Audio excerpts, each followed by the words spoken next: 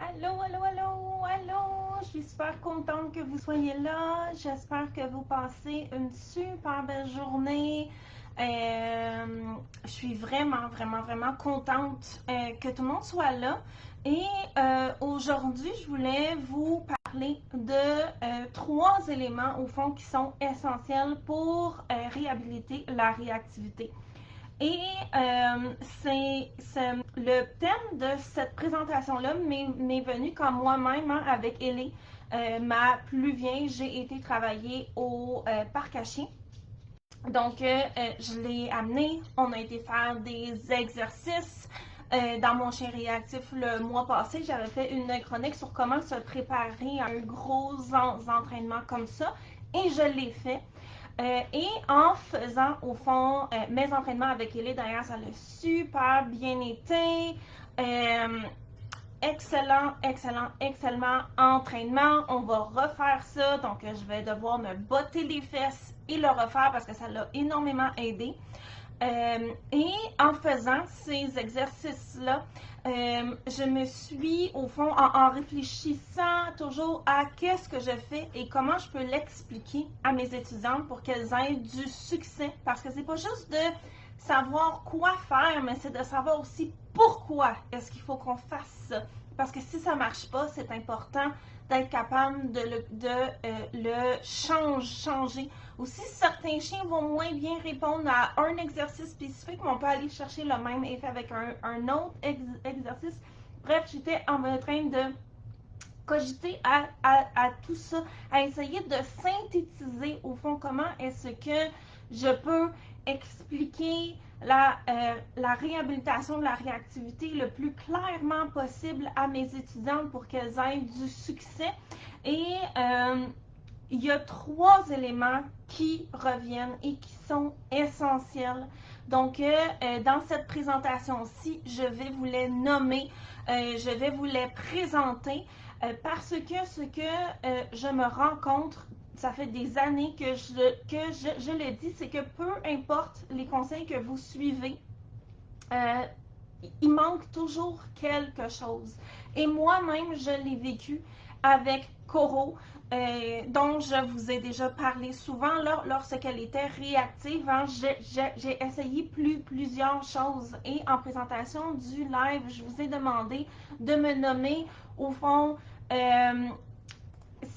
c'est quoi les conseils que vous voyez le plus souvent. Et vous pouvez d'ailleurs les mettre dans le chat. Donc, c'est quoi hein, les conseils qu'on voit le plus souvent au niveau de la réactivité? Il y en a plusieurs qu'on voit qui reviennent fréquemment. Donc, on a, et là, ici, là, on ne parlera pas de hein, évaluer au fond au niveau éthique, mais vraiment au fond qu'est-ce qui est conseillé souvent au fond que j'avais vu avec Coro il y avait plusieurs années. Donc on avait demandé au chien de s'asseoir et quand le chien au fond est capable de regarder les déclencheurs, on le récompense pour avoir été calme. Je l'ai essayé, ça fonctionne pas vraiment. Et beaucoup de gens qui l'ont essayé ont eu du succès mitigé. Et on va en reparler. Pourquoi? Donc, on a celui de reprendre l'attention du chien qui revient souvent. Et encore là, ça aide, mais il manque quelque chose. On a celui au fond qui est de donner au fond des biscuits au chien lorsqu'il voit le déclencheur. Le déclencheur, c'est ce qui provoque la réactivité. Donc, un chien, un étranger, un enfant, quelqu'un avec un chapeau, peu importe quoi. On parle bien de réactivité ici, non pas de prédation. Et encore là, dans le cas de réactivité par peur ou par ambivalence, ça va aider à atténuer la réaction, mais ça ne sera pas suffisant. Donc, on a parlé de demander au chien de s'asseoir, on a parlé de demander au chien de nous regarder, de reprendre son attention, on a parlé donner au fond un biscuit pour créer une association négative, ça aide. mais c'est pas encore tout à fait ça. On a celui aussi de en mettre de la distance pour garder le chien en zone de confort. Et encore là, ça aide, mais tout seul, ce n'est pas suffisant. Et j'ai fait toutes ces choses-là avec Coro. Qu'est-ce qu'on a aussi souvent? On a celui d'aller se promener à des heures où il y a moins de gens. Je l'ai fait et bien entendu, ça aide, mais c'est pas encore tout à fait ça. Il y a celui au fond d'aller, là on rentre peut-être plus dans des conseils qui sont discutables, d'avoir la bonne énergie. Hein? C'est sûr qu'une attitude en confiance va aider à diminuer les réactions du chien, mais c'est pas un coup de baguette magique. Et dire à la personne, quand tu dis au fond à la personne qu'un chien réactif, c'est parce que tu n'as pas la bonne énergie, c'est hyper culpabilisant pour les gens. Encore là, c'est pas ce qui va donner le plus de succès. On a aussi, dans la catégorie conseils pas clairs qui vont faire culpabiliser les gens, m'ont dit à pas faire ça. Hey, wow! Les gens vont être tellement capables de reproduire ça, champion comme conseil. C'est sûr que, encore là, si on se réfère aux théories d'apprentissage, moins le chien pratique un comportement, moins le comportement devient fort. Mais à nouveau, tout seul, c'est pas ça qui va faire que les gens vont avoir du succès. Okay? Il y a 3 éléments qu'il faut, au fond, 3 grands chapeaux qu'il faut afin de réhabiliter, au fond, la réactivité. Dites-moi dans le chat ce que vous pensez que c'est. Et qu'est-ce que selon vous, vous pensez, au fond, qui va vous aider à réhabiliter la réactivité de votre chien. Et on parle ici de résultats durables qui vont vous amener, au fond, on veut à la fois une diminution de la réactivité de la part du chien et on veut une augmentation de l'assurance de la part de la maman du chien, hein, parce qu'elle sait qu'est-ce qu'il faut qu'elle fasse afin que son chien puisse continuer de, au fond, ne pas réagir. Et on veut ça ici, que ce soit tant en promenade à l'extérieur de la maison qu'à la maison, ou peu importe ce que la vie va lancer à la personne. Parce que la réactivité, contrairement au sport canin, contrairement à d'autres types de problèmes de comportement, c'est très, très, très difficile à gérer parce que la vraie vie va venir nous mettre des bâtons dans les roues. On a beau vouloir respecter la distance avec le déclencheur, il faut qu'on promène le chien parce que surtout moi, au fond, je me spécialise dans les chiens à haute énergie. Donc, c'est des chiens qu'il faut qu'ils se dépensent. On n'a pas le choix et on ne peut pas remplacer l'activité physique par des activités mentales à long terme. C'est sûr que pour une couple de jours, c'est correct. Donc, quand j'ai fait ma grosse bronchite, j'ai pas promené le plus de leur vie. Mais mes chiens, j'ai été alitée. Mais ça, ici, c'est temporaire. À long terme, si on coupe l'activité physique, les chiens à haute énergie vont devenir zinzin. OK? Donc, considérant qu'il faut que ces chiens-là aillent se dépenser, on a beau vouloir respecter les distances, à un moment donné, on va tourner un coin de rue, on va faire un face-à-face avec quelqu'un. Il y a quelqu'un qui va sortir de chez lui avec un chien. Bref, il va finir par arriver quelque chose. Pourquoi? Parce qu'on vit en société. Donc, à moins que vous habitiez au fin fond du bois, il va y avoir à un moment donné un déclencheur quelque part.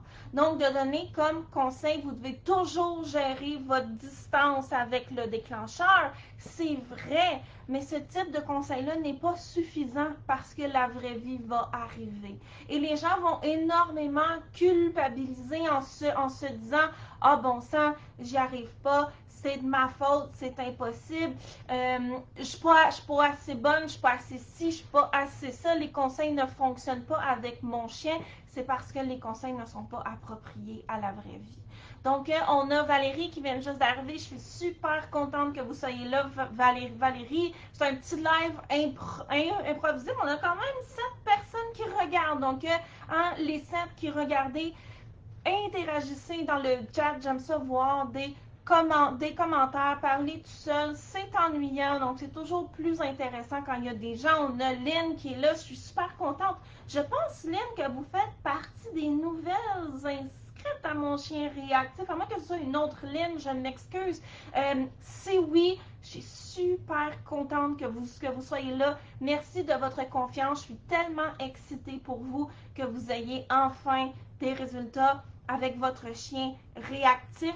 Parce que ce qu'on veut, c'est au fond, à la fois, je l'ai dit, une diminution des comportements de réactivité de la part du chien et aussi, on veut une augmentation du sentiment de confiance et de contrôle de la part de la maman du chien qui sait quoi faire si la vraie vie lui met des bâtons dans les roues. Ce qui fait que si la vraie vie vous lance une situation pas le fun, vous n'allez pas capoter, vous allez savoir quoi faire et avoir les outils à la fois physiques et mentaux dans votre tête pour les appliquer, ce qui fait que même si la situation est peut-être au-dessus des capacités de votre chien, vous êtes capable de prendre une bonne décision pour l'aider là-dedans.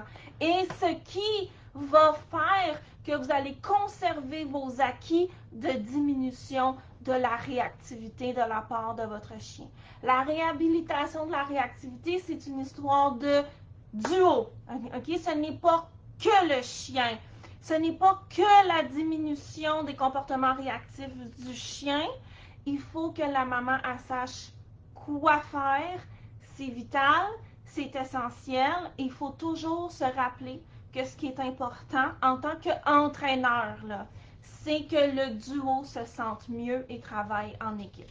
Donc, vous, Lynn, qui est une des nouvelles inscrites, ce qu'on va faire avec vous, c'est vous apprendre à travailler en équipe avec votre chien pour, je l'ai dit, diminuer les comportements réactifs de la part de votre coco et que vous sentiez en confiance et que vous ayez des outils pour reprendre le contrôle d'une situation si jamais il arrive quelque chose. Parce qu'un des problèmes, si on vous donne un plan, suivez ce plan-là, c'est que si la vraie vie arrive et ne vous permet pas de appliquer ce plan-là, on ne veut pas que vous vous désorganisiez.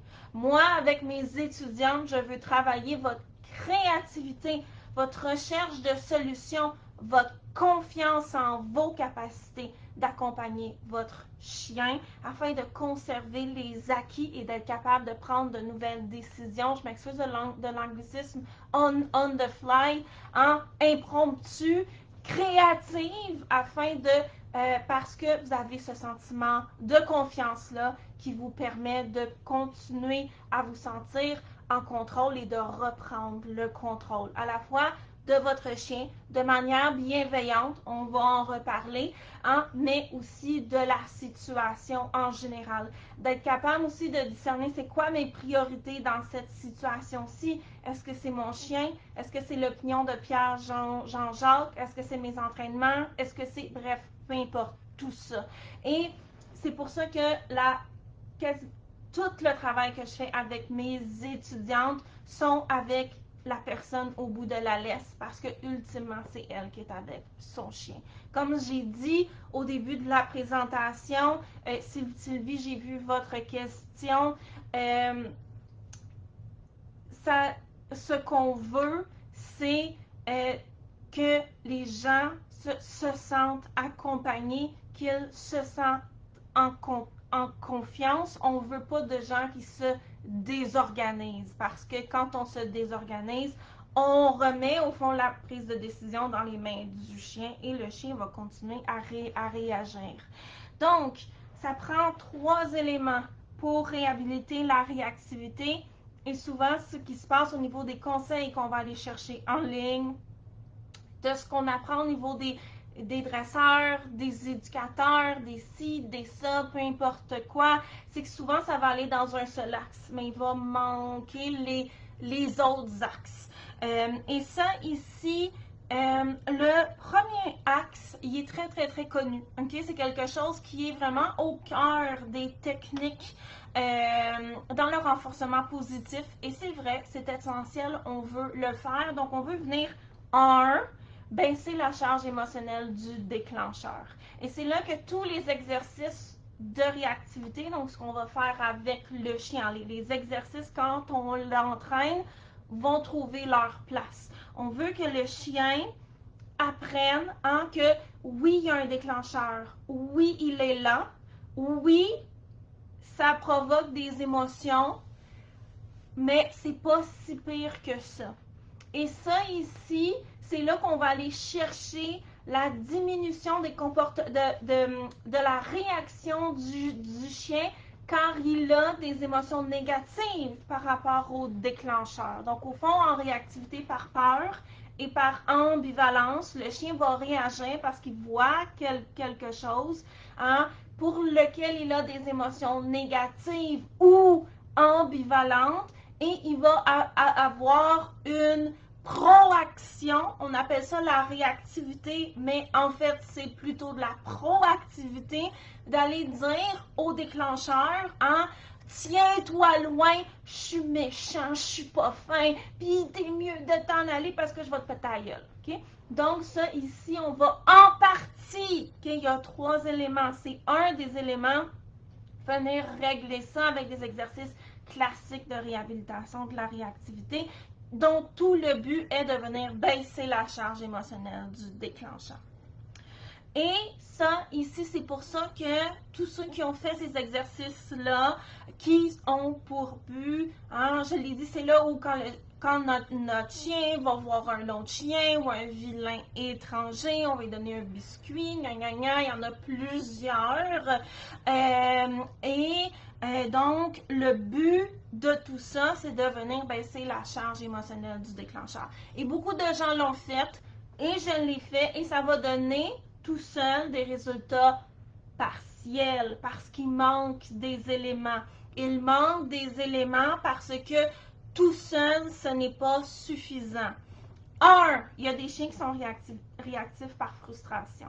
Donc, on aura beau leur donner 45 milliards de biscuits lorsqu'ils voient le déclencheur, ça ne changera rien. Ils sont déjà de bonne humeur lorsqu'ils voient le déclencheur. C'est de la réactivité par frustration dans un cas comme celui-là. Okay? 2, dans le cas de réactivité par ambivalence, qui est le cas le plus courant. Okay? Quasiment tout le monde essaie de savoir est-ce que c'est la réactivité par frustration ou par peur. 90% des gens ont un mélange des deux en même temps. Okay? Donc, vous avez probablement un mélange des deux. Le chien voit le déclencheur, ça provoque une excitation, mais il ne sait pas si c'est de l'excitation positive ou négative. Il veut y aller, il veut aller voir, mais en même temps, il veut pas, puis il veut pas que le déclencheur il s'approche, mais lui, il veut y aller. Bon sang, j'ai des émotions compliquées dans mon petit corps de chien. Et ça va sortir tout croche. Donc ça, ici, on appelle ça de l'ambivalence. Et si on a la réactivité par frustration à un pôle extrême et la réactivité par peur à l'autre pôle extrême, tout ce qui est dans le milieu, c'est de l'ambivalence. Donc si on va faire les exercices pour baisser la charge émotionnelle du déclencheur, on va s'occuper de la partie réactivité par peur, mais la réactivité par frustration va encore être là. Autre élément, ça, pourquoi ce n'est pas suffisant, on a un automatisme qui s'est créé. Le chien, quand il voit le déclencheur, il y a une montée d'excitation et d'émotion. L'excitation peut être à la fois positive ou négative, ou comme on a dit, un mélange des deux. Qu'est-ce qui, en ce moment, amène une libération des émotions de votre chien? Réagir. La réaction de votre chien lui amène une certaine forme de soulagement parce que ça va faire baisser ses émotions. Okay? C'est comme un volcan sous pression, puis à un moment donné, ça pète. OK? C'est pas beau quand ça pète, c'est pas bon. Il n'aime pas nécessairement ça, mais c'est la seule chose qu'il connaît, qui permet que quand ça bouille, hein, d'enlever cette pression-là. Donc, par automatisme, lorsqu'il va voir le déclencheur, que toutes ces émotions-là à l'intérieur de lui vont monter, il va réagir parce que c'est la seule chose qu'il connaît en ce moment qui amène ce soulagement-là. Et oui, s'il y a moins d'émotions, ça va moins bouillir, mais il va y en avoir quand même. Parce qu'on a juste diminué les émotions, on n'a pas appris autre chose à notre chien. On a ici Valérie qui fait un commentaire super intéressant.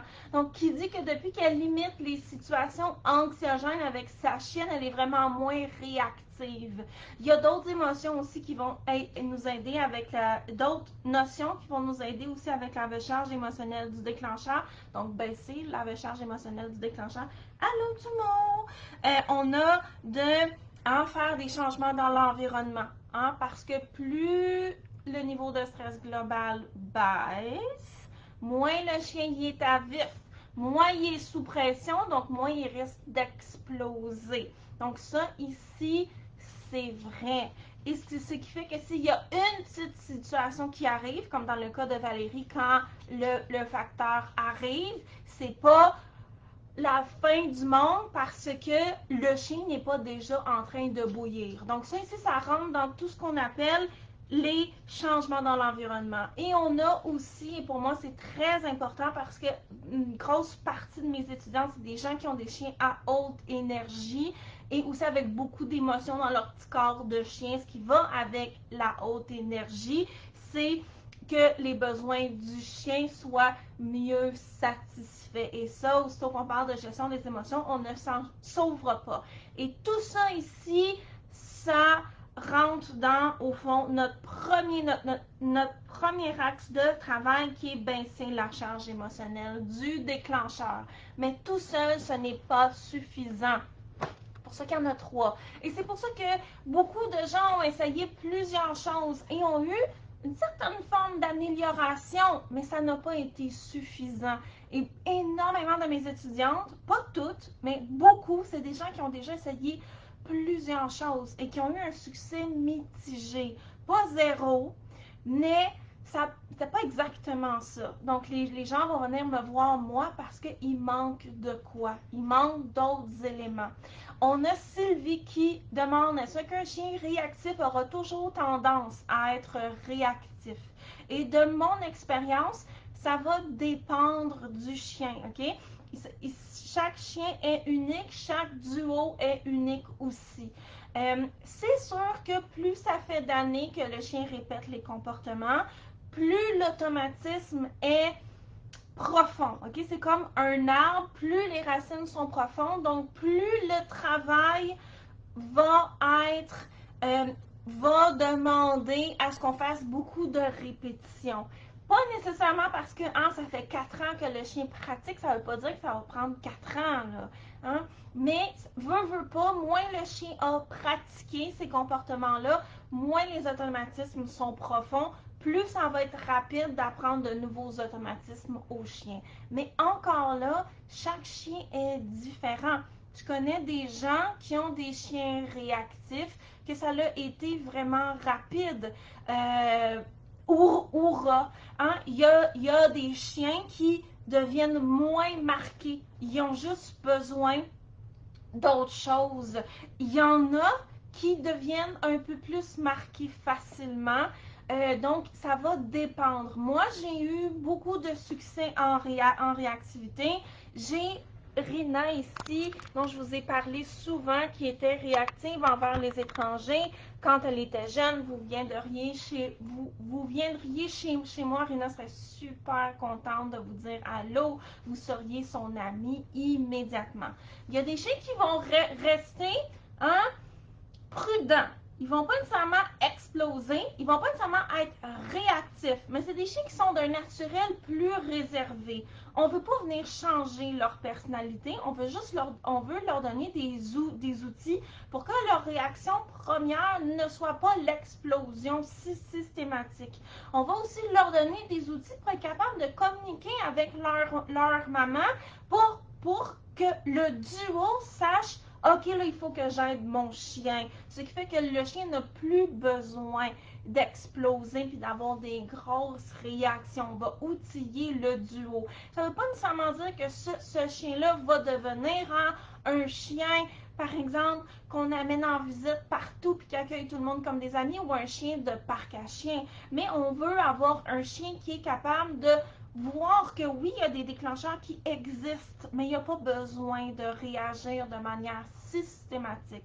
Ensuite, il y a aussi, faut prendre en compte la personnalité des gens qui accompagnent le chien. Et ça, c'est vital parce qu'on a tous nos personnalités aussi. On a tous nos choses à travailler et nos points forts à célébrer. Est-ce qu'un chien qui est réactif va toujours rester à tendance réactive? Non. Mais il y a des fois où il va peut-être falloir demander un petit touch-up en entraînement. Des fois, il y a certaines situations aussi qu'on va juste choisir. Hey, finalement, même moi, je ne serais pas dans ce genre de situation-là. Pourquoi je continue d'y aller? Et ça ici, je pense que c'est important aussi de ne pas promettre du rêve. Moi, ce que je promets à mes étudiantes, c'est vous allez savoir quoi faire.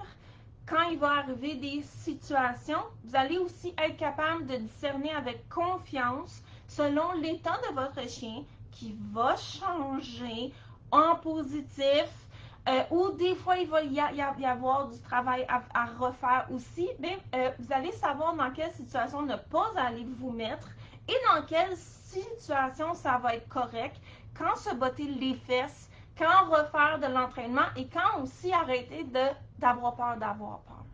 Donc, c'est toute cette idée-là de confiance, de prise en charge, d'être l'actrice principale de la réhabilitation de votre chien. Pour en avoir un chien qui est neutre, à distance, des déclencheurs.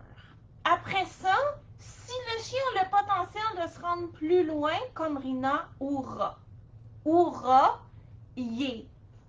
Mais moi, ce que j'offre dans mon programme Mon chien réactif, c'est de vous outiller, vous. Donc, c'est un programme de coaching pour les mamans de chiens réactifs. Puis oui, on a 1 ou 2 hommes dans le programme, mais c'est principalement des femmes, on va se le dire. Donc, que vous allez vous sentir en confiance. Vous allez savoir quelle décision prendre pour être en contrôle. Vous allez être capable de mieux gérer vos émotions par rapport à la réactivité de votre chien. Notre objectif, c'est d'avoir un chien, une maman qui est préparée, qui sait quoi faire, qui n'est pas en perte de contrôle d'elle-même et de son chien, et d'avoir un chien, on vise la neutralité. Après ça, si on est capable de se rendre plus loin, hurrah! Donc, c'est ça ici, c'est une excellente question de la part de Sylvie. Ellie est un bon exemple de ça. Lorsqu'elle était jeune, elle a vu Coro réagir vraiment souvent. Ellie n'est pas nécessairement réactive en elle-même, mais quand elle voit un autre chien, elle a comme une espèce de montée d'émotion qui a encore là beaucoup d'ambivalence. Je l'ai amenée souvent jouer avec d'autres chiens lorsqu'elle était jeune parce que tout le monde parlait de l'importance de la sociabilisation à cette époque-là.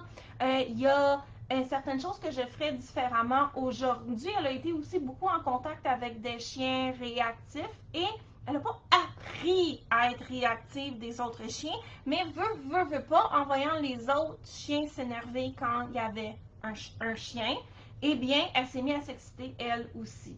Donc là, présentement, je travaille beaucoup avec Ellie à avoir des comportements beaucoup plus calme. Et il y a des choses qu'on a acquises super bien dans la voiture, ça va bien avec les chiens des voisins, ça va super bien, mais il y a certaines choses que je veux pratiquer davantage parce que ce n'est pas à mon goût, tout simplement. Donc, deuxième élément, hein, on a dit élément numéro 1, ben, c'est la charge émotionnelle du déclencheur. Élément numéro 2, qui est très souvent oublié dans les techniques en renforcement positif et qui est beaucoup dans les techniques plus traditionnelles ou balance. Et ici, je ne parle pas de punir le chien, mais ça va être montrer au chien quoi faire.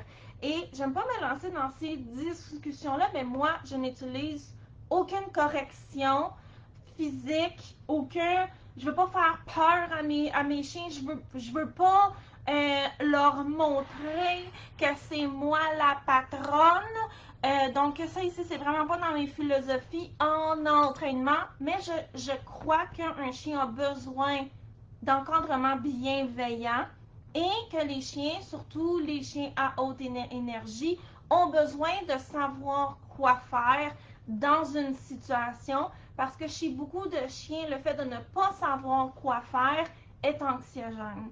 Donc, on va leur donner quoi faire afin afin de les aider à se sentir mieux. Donc, un des gros travaux que je vais faire avec mes étudiantes, c'est aussi tout au niveau de l'encadrement du chien. Donc, lorsque tu vois un déclencheur, mon petit coco, voici quoi faire. Et on va montrer à notre chien c'est quoi les comportements qu'il faut qu'il fasse. Pour deux raisons, ok? Deux raisons. Je l'ai déjà dit. Un, parce que le fait de savoir quoi faire, pour beaucoup de chiens, c'est très rassurant. Okay? Donc, on veut avoir ça. Et numéro 2, je vous ai parlé un peu plus tôt de comment, quand le chien réagit, ça y amène un soulagement de, au fond, son surplus émotionnel. Et ce soulagement-là, cette explosion, hein, comme un volcan ou quand quelque chose sous pression va exploser, hein, c'est pas beau, ça fait du dégât, hein, bien entendu de manière figurative, mais ça l'enlève cette pression-là.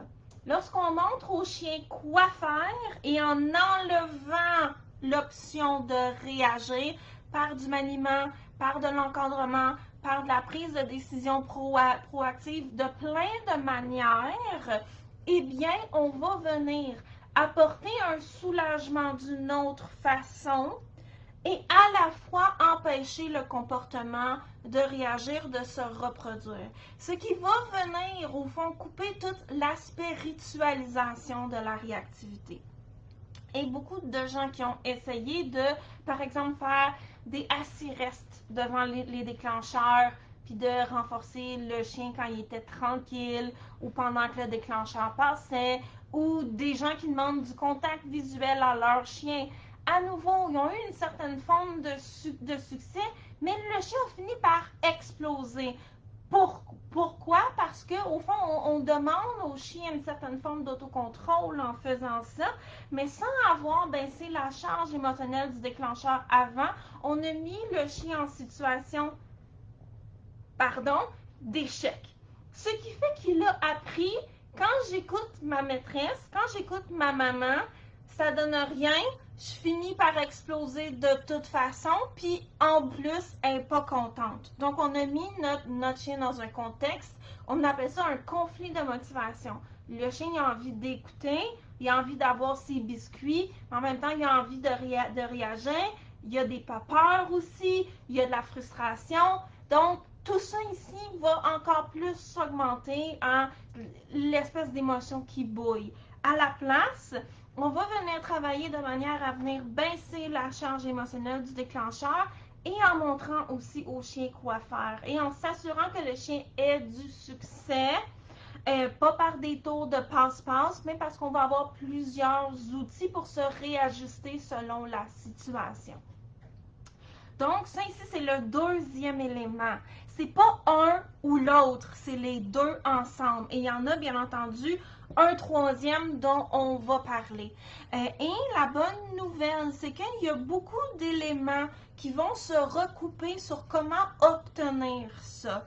Hein? Et certains exercices de réhabilitation de la réactivité qui visent à faire baisser la charge émotionnelle du chien vont aussi nous permettre en même temps de faire des exercices pour montrer au chien quoi faire. Beaucoup de mes étudiantes me demandent est-ce que je peux pratiquer différentes choses devant les déclencheurs. Mais absolument! Go, allez-y! Et d'ailleurs, si vous avez besoin d'apprendre comment faire ça, les portes de mon programme sont ouvertes jusqu'à demain minuit. Donc, en ce moment, dans la présentation, hein, on a Lynn qui vient juste de se joindre, on a Louise qui est une de mes étudiantes.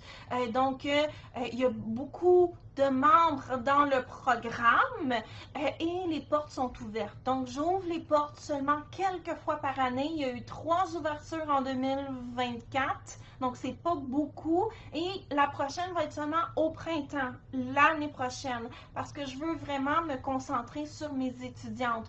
Veux pas faire des ouvertures des portes, c'est beaucoup d'énergie pour moi pendant ce temps-là. Je dis à mes étudiants, ben, suivez, comme là, cette présentation-ci, je vais leur donner accès comme révision, hein, parce que c'est important en tant que prof de répéter souvent, parce que des fois, on va dire une nouvelle chose qui va allumer une nouvelle lumière. Mais je ne peux pas faire des grosses ouvertures de programme pendant que je donne mon 100% à mes étudiantes. Mathématiquement, si je donne 100% à mes étudiantes, ben, je ne peux pas être là, j'ai donné 100%. Donc moi, je me concentre sur mes étudiantes, ce qui fait que je n'ouvre pas les portes souvent. Ou si on veut un esprit de communauté, ce qui va me mener à mon troisième point, et pour ça, ça aide lorsqu'on a des gens qui se suivent depuis longtemps, je vois des liens d'amitié aussi qui se forment entre les gens qui sont rentrés en même temps dans le programme. Donc, pour toutes ces raisons-là, les portes sont ouvertes seulement quelques fois. C'est votre moment, c'est votre chance de vous en venir. Okay? Il n'y a personne qui enseigne la réactivité comme moi parce que j'ai réhabilité des chiens réactifs. Je l'ai vécu, je l'ai fait et je travaille énormément avec les chiens à haute énergie, beaucoup aussi les chiens de travail parce que beaucoup des exercices qu'on voit classiques en réactivité ont pour but de blaser un peu le chien par rapport à la présence aux choses dans l'environnement. On ne pourra jamais blaser un chien de travail. Ils sont faits pour avoir une fonction et dans le cas des chiens de berger, parce que j'en ai beaucoup dans mes étudiants, ils sont faits pour être à l'affût des changements dans l'environnement. Fait qu'on ne pourra jamais les blaser. Fait qu'à la place, on va les canaliser dans des activités qui sont productives afin de les aider émotionnellement et aussi en les aidant, en leur montrant quoi faire. Mais tout ça ici, là, hein, tout ça ici ne donne rien si la maman qui promène son chien, elle se désorganise quand elle voit un autre chien, des étrangers, quand quelqu'un lui parle. Vous avez besoin de savoir quoi faire et d'avoir les outils pour être capable de le faire. Pourquoi? Il y a des centaines de conseils sur la réactivité sur Internet. Là. Hein? Il y en a des centaines, des articles de blog, ça pleut, des vidéos, ça pleut. Mais à un moment donné, je me suis demandé pourquoi les gens et pourquoi moi, hein, avant, là, on n'est pas capable de les appliquer. Pourquoi? Parce qu'il manque la partie, il n'y a personne qui vient entourer, épauler, encourager, soutenir, coacher la personne qui tient la laisse de son chien. En tant qu'entraîneur, moi, je peux bien l'entraîner, votre chien. ça donne rien. C'est vous qui devez entraîner votre chien et apprendre à faire équipe avec lui. Donc, c'est pour ça que dans le programme Mon Chien Réactif, on se concentre sur vous en premier. C'est quand la dernière fois que vous vous êtes mis en haut de la liste de priorités? Mais comme on dit, il faut mettre notre masque à oxygène parce que sinon, on ne peut pas aider les autres. Donc, on va faire ça. Rin, elle est en train de se retourner.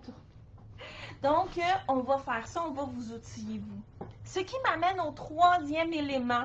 Et ça, ici, je l'ai appliqué avec Rina lorsque je l'ai réhabilité de sa réactivité. Je l'ai raconté souvent. Je me suis dit, ce chien-là, ce chiot-là, elle avait 3 mois et demi, elle chargeait tout le monde dans la rue.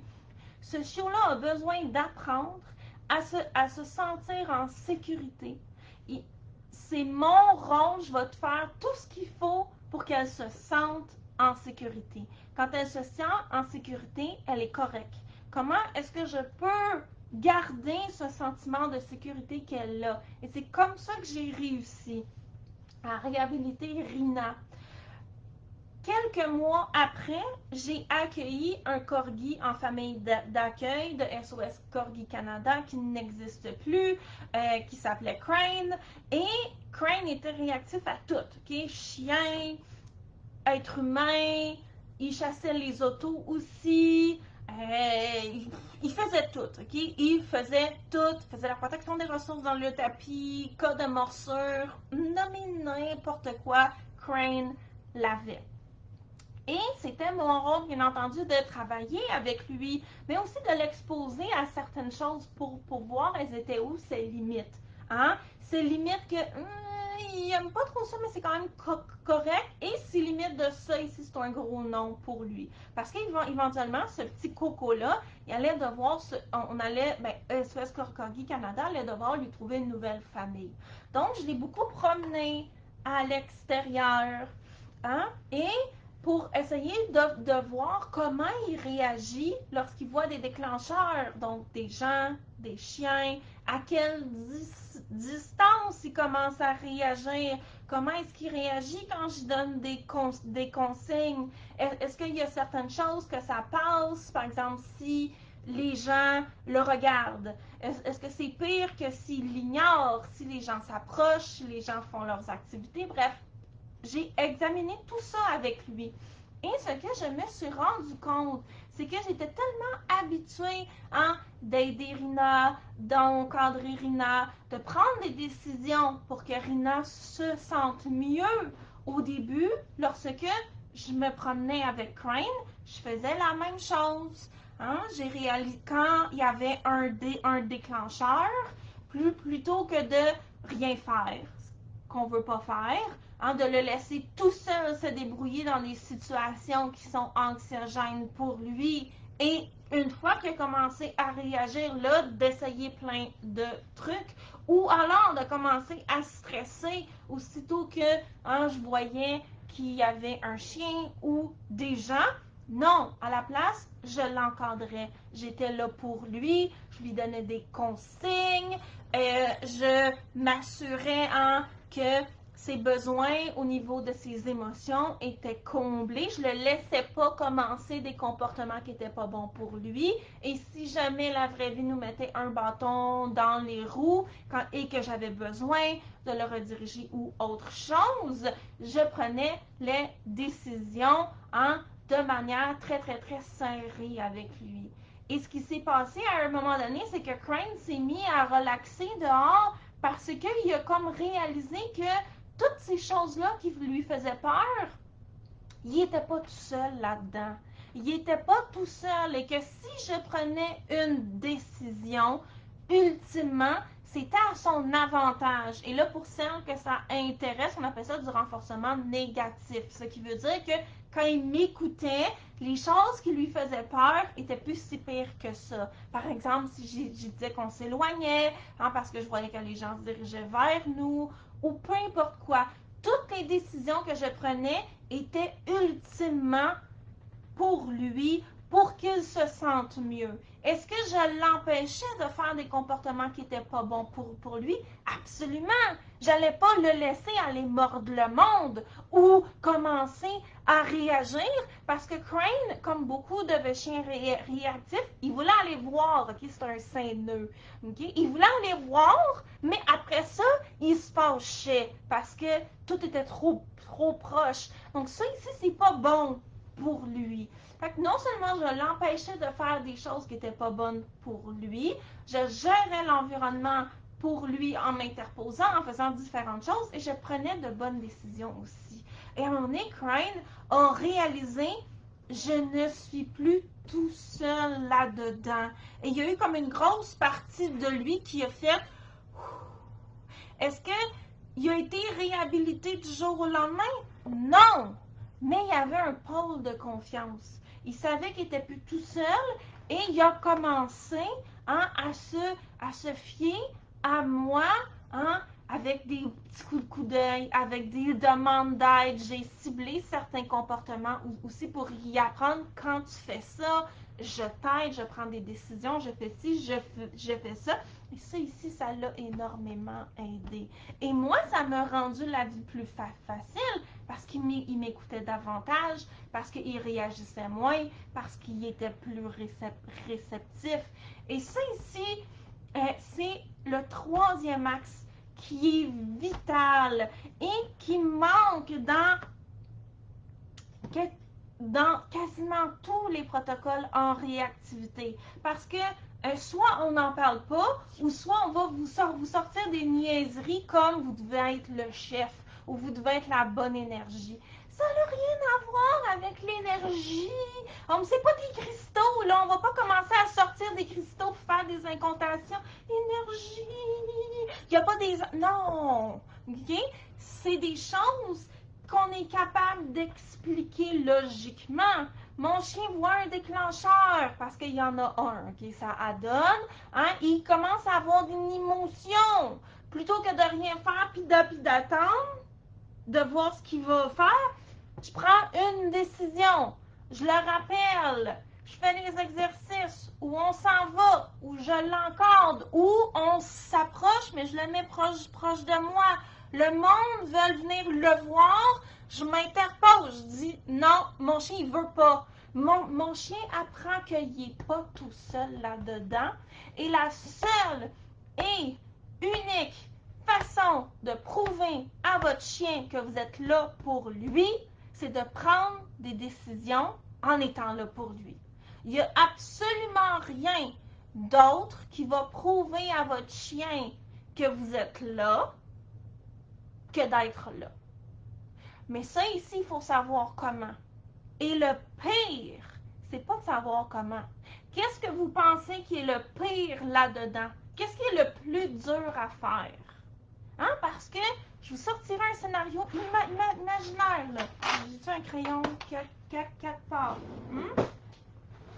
Non, bien entendu, j'ai aucun crayon. Bon, ça va bien. OK? Je voulais dessiner, mais j'ai pas de crayon. Donc, si, admettons, vous vous promenez dans une rue, à droite, il y a des arbres, c'est un parc. Sinon, il y a une rue, vous vous promenez, vous avez votre chien, et là, il y a un monsieur ou une madame dans le parc qui vous a spoté avec son pitou, puis ses enfants, puis ses yeux pétillent. C'est évident que la personne veut s'en venir faire du social avec vous, puis que vos chiens jouent ensemble. C'est évident. Puis je vous demande à tout le monde, vous faites quoi? Garantie que quasiment tout le monde va me donner une bonne réponse. Et que ce même monde-là, c'est-à-dire vous, si la situation vous arrive pour de vrai, vous allez faire quoi? Vous allez figer. Vous allez rien faire, vous n'allez pas savoir quoi faire, vous allez faire puis vous allez commencer à vous conter des histoires. Là, la personne elle va vouloir venir, il va falloir que je lui dise non, elle va avoir un air bête, mon chien va réagir, je vais avoir l'air d'une idiote devant tout le monde, on va essayer de le retenir, puis là, ça va être difficile de s'en venir à la maison, puis blablabla. hein, la cassette, elle est partie, là. Vous êtes rendu 2 heures plus tard chez vous, puis que dans votre tête, votre chien est encore en train de grimper dans les rideaux. Mais pendant ce temps-là, la personne, elle s'en vient, il est trop tard, votre chien, trop tard. Il n'est jamais trop tard, mais votre chien a commencé à réagir. Parce que quand on n'est pas dans la situation, c'est facile d'avoir des bonnes idées. Ce qui est important pour moi en tant que prof, c'est vous montrer comment avoir ces bonnes idées-là sur le terrain. Parce que ce qui arrive, c'est qu'on n'est pas des robots. Nous aussi, on a des émotions. Nous aussi, on a des émotions par rapport à la présence des déclencheurs. On a des émotions par rapport à notre famille qui nous fait de la pression. On a des émotions par rapport aux commentaires des gens. Hein? On n'est pas des robots. On est des gens hyper dévoués envers leurs chiens, qui ont beaucoup de sensibilité à l'intérieur, qui veulent faire le mieux pour tout le monde. Et des fois, il faut qu'on fasse des choix. Hein? Parce que on le sait que notre chien, il n'a pas envie d'aller faire ami avec les enfants et le chien de la personne qui s'en vient vers nous. Mais on le sait que cette personne-là, ses enfants puis ses chiens vont être déçus. Donc, comment est-ce qu'on prend des décisions dans cette situation-là? Et ça ici, coacher les gens, les propriétaires de chiens réactifs, c'est encore plus important que leur dire quoi faire. Parce qu'il ne faut pas juste leur dire quoi faire, il faut leur donner les outils pour être capable de le faire. Et c'est quand la dernière fois qu'on vous a donné les outils pour être capable de le faire? Et mon chien réactif, le but premier du programme, c'est pas de dire qu'est-ce qu'il faut que votre chien fasse. Oui, on le fait, mais c'est pas ça ici notre fonction principale. C'est de vous aider, vous, à être, comme je l'ai dit 1 milliard de fois, vous sentir en confiance, savoir comment être en contrôle ou reprendre le contrôle d'une situation, comment prendre des bonnes décisions spontanément selon tout ce que la vie vous amène et comment garder le cap. Avoir un chien réactif, je l'ai dit là, dans mes publications, vous avez vu passer, dans mes infolettes, c'est difficile, ok? Ça prend des encouragements, ça prend des gens qui sont dans votre camp. Il faut qu'il y ait des gens pour vous aider. Vous devez apprendre à faire ces 3 éléments-là. Ben, c'est la charge émotionnelle du déclencheur. 1. 2. Montrer à votre chien quoi faire. Et 3. Montrer à votre chien que vous êtes là. Okay? Ces 3 éléments-là, mis ensemble, sont le trio gagnant pour réhabiliter un chien réactif. Et après ça, on va commencer à parler de bâtir l'indépendance du chien, de commencer à intervenir moins, d'apprendre au chien à nous demander de prendre le relais. Oui, mais ça ici, ça vient après. OK? Donc, on a besoin de ces 3 éléments-là. Ben, c'est la charge émotionnelle du déclencheur, montrer au chien quoi faire et montrer à notre chien qu'on est là pour lui. Et ces 3 éléments-là, c'est vous qui devez être outillé pour les faire. Être outillé, ça veut dire connaître des techniques, mais c'est aussi avoir des outils pour être mentalement capable de les appliquer. Et c'est là que c'est essentiel. Parce que peu importe, là, vous pouvez vous débrouiller tout seul avec votre chien. Je veux dire, je l'ai fait. Si je l'ai fait, les gens sont capables de le faire. Mais c'est difficile. Il faut être capable de se minder, puis il faut être capable de garder le cap, puis c'est pas évident. Et aux dernières nouvelles, les êtres humains sont des créatures sociales. Ce qui fait que si tout le monde autour de vous essaie de vous décourager, éventuellement vous allez être découragé. Puis si tout le monde autour de vous vous motive, vous rappelle vos objectifs, vous rappelle aussi que de donner le meilleur de vous-même, vous pousse dans le dos pour aller travailler, pour aller faire, pour aller pratiquer, parce qu'à un moment donné, on devient confortable là, dans notre petit cocon aussi. Là, ça, je vois ça plus à des gens qui sont un petit peu plus loin dans le processus, j'en ai quand même pas mal, là. Donc là, des fois, il faut se botter les fesses, OK? Donc tout ça ici, il faut que vous ayez des gens autour de vous pour vous rappeler ça. Qu'est-ce qu'on fait dans mon chien réactif? Chaque mois, OK? Mon chien réactif, c'est un programme mensuel. Donc, vous payez par mois et vous restez, hein, le temps que vous avez besoin. Quand vous n'en avez plus besoin, vous vous en allez, ça me fait plaisir.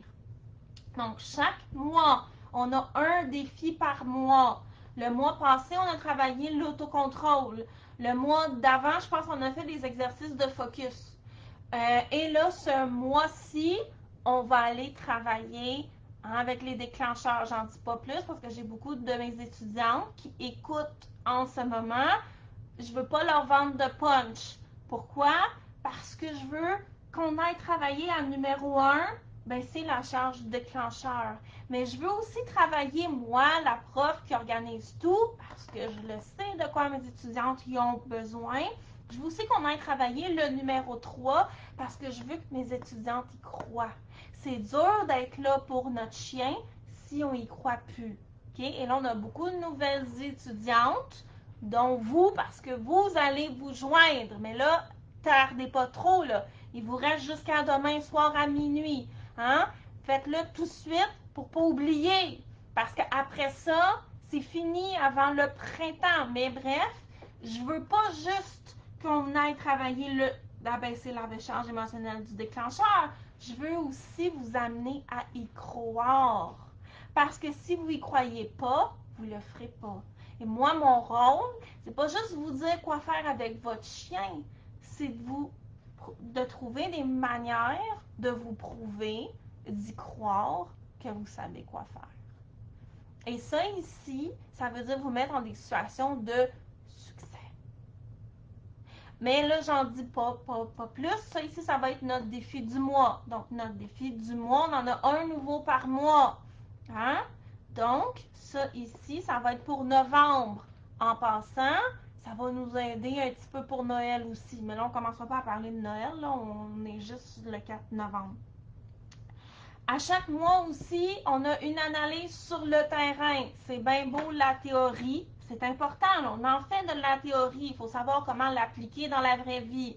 Donc, soit on va parler d'un élément X, une situation Y, fictive en regardant tout ce qu'on pourrait faire. Ou souvent aussi, ce que j'aime énormément faire, mes étudiantes, ils m'envoient des vidéos, on les analyse ensemble. Hein? Qu'est-ce qu'on aurait pu faire? Comme à un moment donné, on a évalué la vidéo de Patsal. Sa maman, elle l'avait quasiment, là. Elle l'avait quasiment, il manquait juste une petite affaire. Fait qu'elle m'a envoyé sa vidéo. On l'a tout analysé ensemble. Patsal, il avait juste besoin d'une coupe de réajustement que sa maman faisait toutes les bonnes choses, mais comme pas exactement au bon moment. Donc, on a tout regardé ça ensemble. Après, une couple de mois par après, elle est partie du programme cet été. J'ai eu des photos absolument magnifiques de son chien qui courait sur la plage aux îles de la Madeleine. Elle était pas stressée, la maman, comme ça. Tout allait super bien. J'étais tellement contente. Une magnifique victoire de la part de Vicky avec son chien, qui est plus une de mes étudiantes parce qu'elle est partie du programme, on n'en avait plus besoin, mais qui va toujours l'être dans mon cœur. Une grande victoire. Donc, ça ici, on fait ça une fois par mois sur le terrain. Après ça aussi, hein, on vit avec nos chiens réactifs. La réactivité, c'est pas juste dehors, c'est pas juste quand on se promène. On vit avec eux. Donc, j'ai une professeure qui donne des chroniques dans mon chien réactif parce que je pense que c'est important d'avoir plusieurs types de professeurs qui vous présentent un nouveau protocole chaque mois. Et là, au fond, ce mois-ci, on fait de la révision du langage canin. Le mois passé, c'était, je m'en vais en visite chez des gens qui ont des chiens ou des enfants. Okay? Il y en a un par mois, comme ça ici. Elle a fait en randonnée.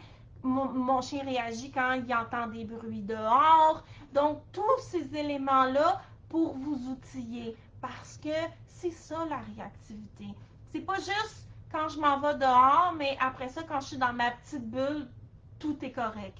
Puis en vous donnant le plus d'aide possible, mais vous savez, on garde ce sentiment, on crée et on garde ce sentiment-là de confiance, de savoir s'il arrive quelque chose, je sais quoi faire, fait qu'on se désorganise pas. Si, à un moment donné, là, il y a eu du dynamitage proche de chez moi, c'est sûr, mes chiens, ils ont pas aimé ça, mais j'ai pas capoté parce que je le savais quoi faire.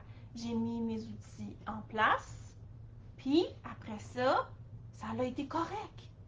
Hein? Ça veut pas dire que mes chiens vont plus jamais réagir et avoir d'émotions de leur vie. Non! C'est pas ça la vraie vie. Mais ça veut dire que s'il arrive quelque chose, je le sais quoi faire.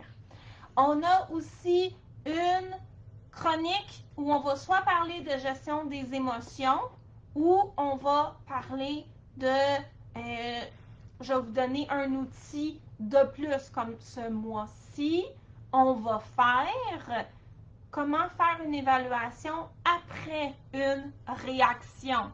Parce que beaucoup de gens pensent, ah bon sang, si mon chien réagit sur un échec, il faut tout que je recommence. Non, non, ça va arriver une fois de temps en temps. On le veut pas, mais ça va arriver une fois de temps en temps que notre chien va réagir, va avoir un petit début de réaction ou une grosse réaction, peu importe. Hein? Comme je vous ai dit, on pourrait tourner un coin de rue, puis là, bam, il y a plein de monde. Okay? Donc, c'est sûr que notre chien va faire beau fouf. Okay?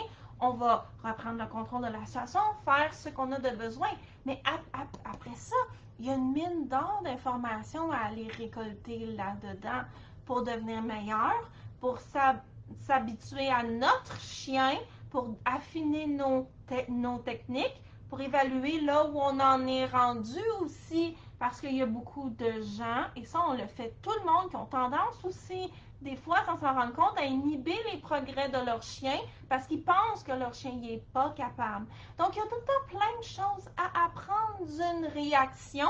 On va aller regarder, c'est arrivé. On ne l'a pas souhaité, c'est arrivé. Okay? Plutôt que de se décourager, on va aller prendre toutes les informations qu'on est capable pour tourner ça en positif. On va pas faire exprès que ça réarrive, mais on les a, ces infos-là. Fait que je vais tout vous montrer comment aller soutirer de cet événement-là qu'on aurait autrement vu de manière négative en se décourageant, en allant pleurer sur les réseaux sociaux. C'est correct, je l'ai déjà fait avant. Hein? À la place, on va tourner ça en positif. Qu'est-ce que je peux en apprendre sur moi, sur mon chien, sur mes techniques pour m'améliorer. Donc, ça ici, c'est ça qu'on fait chaque mois. Et en tout temps, vous avez accès aux archives des mois passés, comme toutes les chroniques que je vous ai parlé. Mon chien réagit quand il est en voiture. Je fais quoi? Hein? Parce que là, je peux pas arrêter sur le bord de la rue là, pour commencer à faire de X, Y, Z. Fait que je fais quoi? Rendez-vous chez le vétérinaire. Il y a des gens qui viennent chez nous. Tout ça ici, c'est déjà sur la plateforme. Et bien entendu, on a accès à la communauté 24 heures sur 24. On a, ben là, je vous dis pas qu'il va y avoir du monde de connecté à 3 heures du matin, là, mais vous comprenez ce que je veux dire. Donc, on a un groupe qui est très actif. Il y a des commentaires chaque jour. C'est là aussi où on se donne des nouvelles pour le défi. Et à chaque semaine, je vous rappelle, c'est quoi vos objectifs de la semaine? Vous êtes rendus où? On célèbre nos victoires.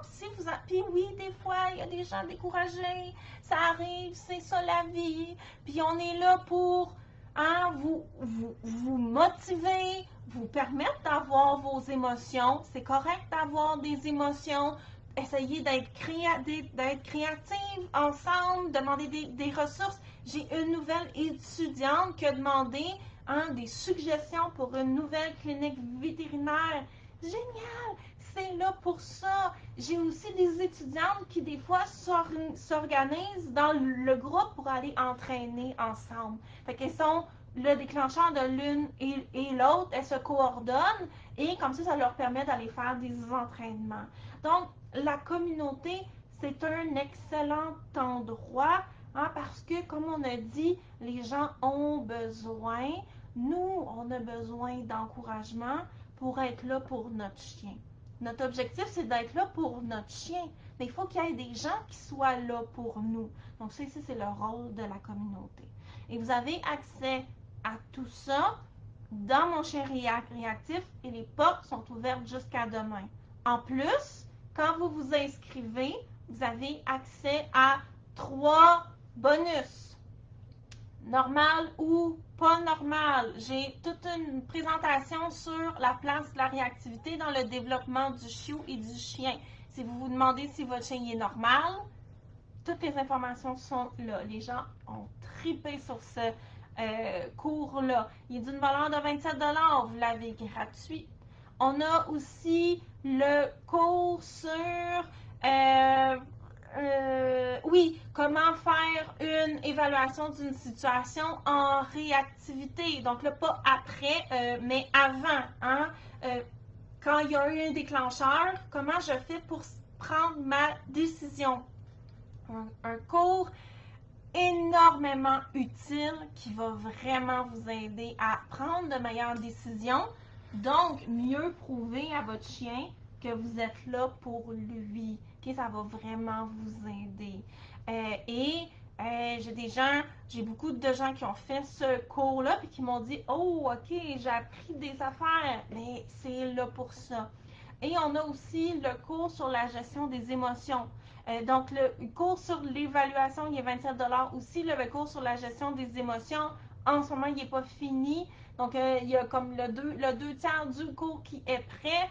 Et lui, il va être entre 250 ou 350. Donc, vous avez accès à beaucoup de bonus dans mon chien réactif. Et tout ça ici jusqu'à demain soir. Donc là, si vous vous demandez, est-ce que c'est pour moi? Je suis pas sûre. J'ai quelqu'un qui m'a écrit, par exemple, mon chien n'est pas exactement réactif, mais il est vraiment sensible. Est-ce que je m'inscris ou non? Vous n'êtes pas sûr? Écrivez-moi. Ça va me faire plaisir de vous répondre. Je vais vous donner mon vrai avis par rapport à la situation. Et je vais vous aider avec ça. Puis si la réponse est non, je vais vous diriger vers d'autres ressources. J'ai aucun problème à vous le dire parce que je ne veux pas qu'il y ait personne qui s'inscrit, qui soit à la mauvaise place. OK? Donc, je vous remets le lien de mon chien réactif ici avec toutes les informations. Le programme est 57$ par mois. Donc, vous avez tout ça ici pour 57$ par mois. Comme je vous ai dit, vous partez quand vous êtes prête. Parce que chaque personne, chaque chien est unique. Ici, et donc, je vous rappelle aussi les 3 éléments dont on a parlé. Et si vous avez des questions, c'est le moment de les poser. Donc, peu importe ce que vous faites en réactivité, vous avez besoin de 3 choses pour réhabiliter votre chien. 1, ben, c'est la charge émotionnelle du déclencheur. Donc, on veut que le déclencheur en lui-même soit moins chargé émotionnellement pour notre chien. Donc, que notre chien ait moins d'émotions qui montent. Mais tout seul, c'est pas suffisant. Et si c'est de la réactivité par frustration, ça fonctionnera jamais. Tout ce qui rentre dans prédation aussi. D'ailleurs, on ne peut pas ajouter du positif à la prédation. Le chien, il est déjà dans les émotions positives. Donc, on va venir montrer au chien quoi faire pour briser l'automatisme de la réaction pour que ce ne soit plus la seule chose qui y amène du soulagement, pour aussi parce que savoir quoi faire pour un chien, c'est apaisant. De ne pas savoir quoi faire, c'est anxiogène pour beaucoup de chiens. Pas tous, mais beaucoup. Et aussi, tout ce qui rentre dans frustration. La prédation, c'est pas de la réactivité, mais il y a beaucoup de gens qui mettent ensemble. Moi, je suis pas d'accord, mais j'ai des gens quand même qui ont des problèmes de prédation. C'est là-dedans que nos solutions sont. hein, parce qu'on veut aussi défaire des comportements. Donc, tout ce qui rentre dans autocontrôle, ça rentre là-dedans aussi. Juste faire de l'autocontrôle en réactivité, c'est pas suffisant. Mais c'est pas tout ou rien dans la vie. La vie, c'est des zones grises. C'est ni noir ni blanc. Il faut apprendre à savoir quoi faire. Il faut jongler plusieurs balles en même temps. Et numéro 3, il n'y en a pas un qui est plus important que les autres. Les trois sont vitaux. Donc, numéro 3, on veut montrer à notre chien qu'on est là pour lui, pour l'aider, pour l'encadrer, pour lui dire quoi faire, pour l'apaiser, pour avoir une présence rassurante, pour prendre des décisions proactives. Et au-dessus de tout ça, le but ultime, je l'ai dit, il y a 2 buts ultimes à ça. C'est quoi la réhabilitation de la réactivité? C'est un chien on a une diminution des comportements réactifs de la part du chien. Jusqu'où ça va dépendre de l'animal, de notre assiduité, de plein de facteurs. On a une diminution et on a une augmentation de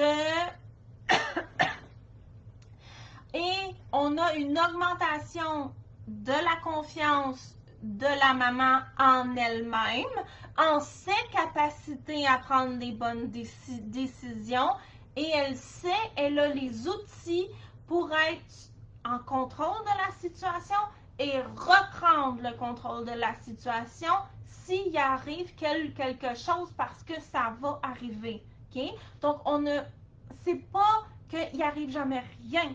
C'est que quand la vie va, parce que ça va arriver, il va arriver peu importe quoi, vous allez savoir quoi faire sans vous désorganiser, sans figer, sans paniquer, sans faire oh non, non, non, oh shit, jusqu'à temps que notre chien y explose. OK?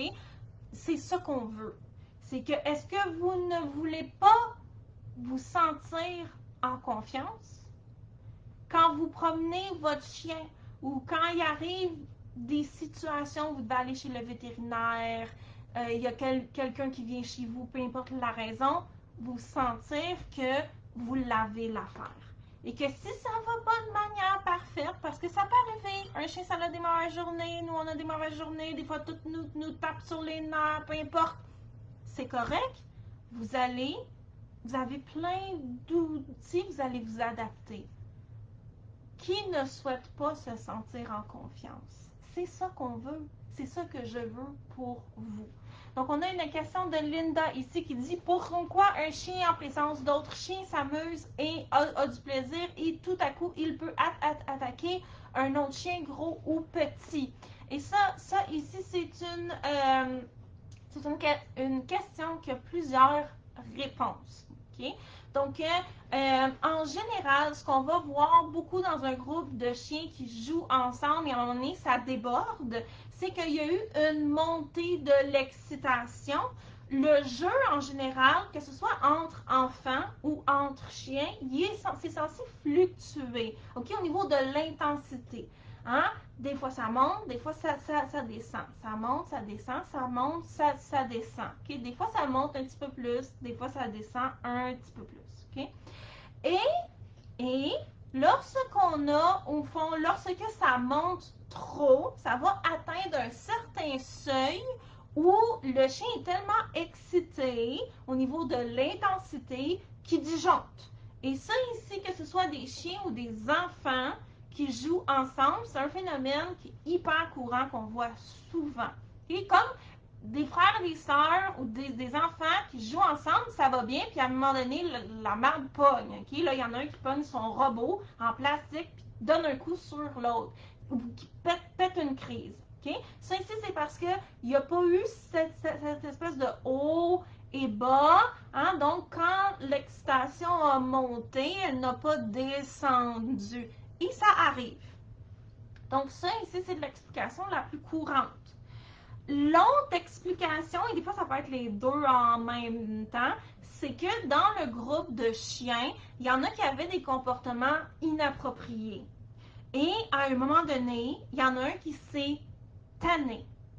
Par exemple, si il y en a un, son gros fun, c'est de pogner le poil de cou des autres puis de le shaker. Okay? Et lui, il fait ça parce que ça l'amuse. À un moment donné, il y a un des chiens qui va peut-être se tanner et qui va se fâcher en disant arrête là, ça fait 10 fois que je te le dis. Puis l'autre chien, il est comme ah, voyons donc, pourquoi tu me parles de même? Et là, ils vont commencer à se chicaner. Et ça, ici, on voit beaucoup ça dans des milieux à haute excitation parce que, en général, l'énergie est très, très, très, très high, comme au parc à chiens. Un des problèmes du parc à chiens, c'est qu'il y a comme toujours un autre chien qui arrive pour relancer. Les gens n'aiment pas quand il y a des hauts et des bas dans l'énergie parce qu'ils veulent que le chien court, parce qu'ils veulent qu'il se dépense. Et quand il y a un autre chien qui y arrive, ben, tous les chiens se remettent en courant. Mais ça fait que l'excitation est vraiment haute. Donc, ça peut entraîner du jeu qui va dégénérer. Et aussi, ce qui va arriver souvent dans un groupe de chiens par rapport au deuxième élément dont je parlais, celui qui a des comportements que les autres aiment pas, c'est que lui, il a du fun. Donc, il oublie de lire les autres chiens. Et des fois, les autres chiens, avec leur langage canin, vont leur dire « Arrête, s'il te plaît ». Ils vont le dire de plus en plus. Et l'autre va ignorer les comportements parce qu'il a du fun, parce qu'il est trop excité, parce qu'il est nono, parce que peu importe la raison. Et là, celui qui est écœuré va se fâcher. Et c'est possible que l'autre chien va répliquer ou non. Ensuite, on a aussi des habitudes. Si ces deux chiens-là ont souvent des prises de bec ensemble, c'est possible qu'ils commencent à avoir de l'amniosité entre ces chiens-là. Donc là, si on a ces chiens-là qui jouent ensemble, la marde va pogner plus vite parce que cela va se tanner. Parce qu'il y a une historique. Ça ici, c'est une troisième raison. Quatrième raison, okay? Cette raison-là n'est pas très, très populaire chez les entraîneurs, mais elle est vraie. Okay? On peut avoir des chiens qui sont mal assortis ensemble parce que selon la race et selon la fonction des chiens, il y a des comportements, tous les chiens ont leur personnalité et la race et la fonction de ces chiens-là vont beaucoup influencer la personnalité. Et des comportements qui, entre certains chiens, seraient appropriés, ne le seraient pas entre d'autres chiens. On a des chiens aussi qui communiquent super bien et d'autres qui communiquent mal. Et quand on mélange plusieurs types de chiens, surtout des chiens qui ne se connaissent pas ensemble, on peut avoir des difficultés de communication. Et il y a des... et c'est là où il peut y avoir des pépins. Comme par exemple, beaucoup de chiens de berger n'aiment pas avoir les autres chiens dans leur face. C'est des chiens qui ont des très grosses bulles. Parce que c'est comme ça qu'ils vont travailler. Et là, quand on a, par exemple, des chiens qui n'ont pas de notion de bulle, parce que pour plein de raisons, comme par exemple chez certains chiens, ça a été enlevé, mais on va avoir des chiens qui veulent jouer en rentrant dans les autres. Et ça peut créer des conflits. Donc, on a des problèmes de communication. On pourrait quasiment appeler ça des problèmes, des mésententes culturelles. Okay? C'est une image. Autre chose aussi, on a une mauvaise lecture de la situation de la part des maîtres. Et ça, c'est hyper courant. Les gens pensent que les chiens y ont du fun, mais en fait, ils n'ont pas de fun. Parce que beaucoup de comportements d'excitation, de « ah bon sang », ont l'air d'être des chiens joyeux, mais en fait, ils ne sont pas si joyeux que ça. Et souvent, il y a certaines choses qu'on peut voir que les gens ne voient pas. Hein? Et j'ai vu, donc c'est pour ça qu'on veut avoir une très bonne lecture du langage canin. Parce que j'ai vu plein de situations où il y avait 2 ou 3 chiens qui se mettaient ensemble pour en écœurer un autre. Et tout le monde pensait que tous les chiens jouaient et avaient du fun. Mais il n'y avait pas de fun. Et là, quand un des chiens s'est fâché, ben, Bref, après ça, les chiens, ils ont dit, ben les miens faisaient juste jouer. Mais ils n'étaient pas en train de jouer, ils étaient en train de l'écœurer, puis l'autre, il n'aimait pas ça. Donc, souvent, beaucoup, les gens vont mal lire la situation. Et des fois aussi, on a des chiens qui jouent et il peut y avoir, en bon français, la marde va pogner pour d'autres raisons. Comme j'ai déjà vu dans un groupe de chiens, une personne qui, sans le vouloir, sans le savoir, a provoqué une bataille à cause de la protection des ressources. Donc, c'est tous ces éléments-là peuvent expliquer pourquoi un groupe de chiens qui a l'air de jouer et d'avoir du plaisir, ça peut dégénérer. Et à travers ça, on a bien entendu aussi des jeux qui dégénèrent en comportement agressif ou en comportement de prédation. On a le predatory drift, donc il peut y avoir plein de raisons. Pour toutes ces raisons-là, moi, quand j'ai un groupe de chiens, je ne laisse jamais l'excitation trop monter parce que c'est là souvent que les chiens arrêtent de s'écouter. On a aussi des comportements, le jeu va dégénérer, les chiens vont mal communiquer. Moi aussi, j'aurai moins le temps d'intervenir si je vois qu'il y a des problèmes de communication entre les chiens. Des fois, les styles de jeu ne sont pas compatibles, mais si l'excitation est quand même assez basse, c'est plus facile pour moi de rediriger. Donc, Linda demande aussi comment est-ce qu'on fait pour intervenir quand l'intensité monte. Ça, il y a plusieurs façons. Canaliser les chiens dans une activité, c'est une des choses que moi j'aime le plus faire. Donc, plutôt que d'avoir des chiens qui jouent à se courir après, puis qui s'excitent, puis qui s'excitent, puis qui s'excitent, puis qui s'excitent, ou qui luttent, ben, ok, premièrement, la chose numéro 1 à avoir, c'est une excellente connaissance du langage canin. Parce que si on n'a pas ça, on ne sait pas est-ce qu'il joue ou est-ce qu'il y en a un qui est en train d'écœurer l'autre. OK? Et j'ai vu ça vraiment souvent. Donc, et deux, après ça, ça peut être de canaliser les chiens dans une activité, séparée, temporairement, faire des tests de consentement. Ça peut être aussi de séparer en donnant une pause. Ça peut être de séparer définitivement. Ça va dépendre du contexte. Si on est en visite, c'est pas la même chose que si on est à l'extérieur, par exemple.